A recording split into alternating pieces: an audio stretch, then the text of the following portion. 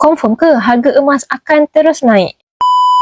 So, untuk tahu jawapan ni, tuan-puan kena save dulu video ni untuk rujukan dan panduan pada masa akan datang. Harga emas ada naik dan turun dalam jangka masa yang pendek. Sebenarnya banyak faktor yang mempengaruhi pergerakan harga emas, seperti isu ekonomi, sosial dan juga politik. Emas yang juga adalah barang komoditi seperti minyak, beras dan gula yang ada demand dan supply. Tetapi harga emas confirm akan naik dalam jangka masa yang panjang kerana nilai duit kita semakin hari semakin mengecil. Jadi, bagi tuan-puan yang menunggu untuk jimat RM1, RM2 per gram, tuan-puan kena cepat-cepat selamatkan simpanan tuan-puan dalam bentuk simpanan emas, kerana jika tuan-puan masih simpan duit dalam bentuk cash sebegini, alamatnya duit tuan-puan akan bertukar kepada barang lain seperti baju baru dan kehendak-kehendak yang lain. So, tuan-puan dengan public gold, tuan-puan boleh menabur emas sikit demi sedikit sebelum tuan-puan dapatkan emas fizikal seperti ini. So, jika tuan-puan berminat untuk membuka akaun secara percuma, tuan-puan hanya perlu daftar akaun